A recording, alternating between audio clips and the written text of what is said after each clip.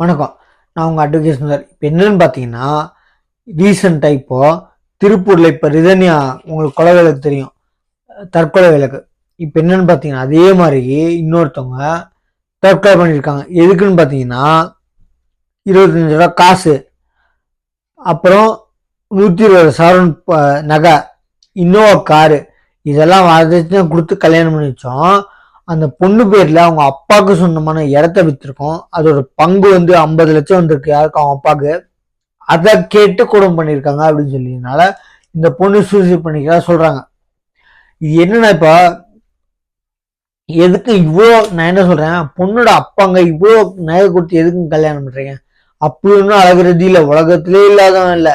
எதுக்கு இவ்வளோ கார 120 சவரன் இன்னோவா காரு, அப்புறம் 25 லட்சம் இதை கொடுத்து நீங்க பண்ணா திருப்பி கேட்கதான் செய்வாங்க.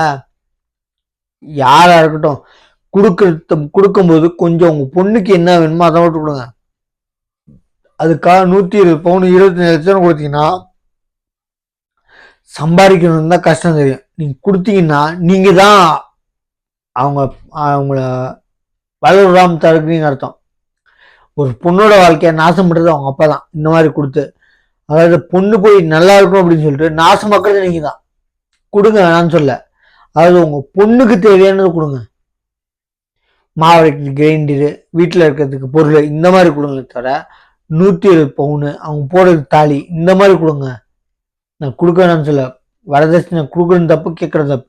ஆனால் ஒரு பொண்ணு சந்தோஷமா இருக்குன்னு நீங்கள் போய் வாங்கி கொடுக்குறது ரொம்ப ரொம்ப சந்தோஷம். ஆனால் இதே நிறைய பேர் ஆக்சுவலி யார் இவ்வளோ கொடுக்குறீங்களோ அவங்க தான் மோசமாக வராங்க. நீங்கள் வேணா பாருங்க, யாரு இவ்வளோ கொடுத்துருக்கீங்களோ திருப்பி இன்னும் கொஞ்சம் வேணும்னு சொல்லி குடும்பம் பண்றவங்க தான். நீங்க கொடுக்கறது கல்யாணம் பண்ணிக்கிட்டு இருக்கவங்க, நீங்க கொடுக்கலனா கல்யாணம் பண்றவங்க உருப்படியா இருக்காங்க. கெடுக்கிறதே இந்த பொண்ணோட அப்பங்க தான். என்ன இருக்கோ, என்ன பிரச்சனையோ, நான் இருக்கேன்னு சொல்லுங்க. இந்த மாதிரி சூசைட் ஆக்ஷன் போக மாட்டாங்க. எல்லா வீடியோன்னு சொல்றதான், சூசைட் என்னைக்கும் முடியலங்க. யார் ஒரு தப்பு பண்றாங்கன்னா, நீங்க கொடுத்து பொண்ணோட அப்பா தப்பு பண்றீங்க.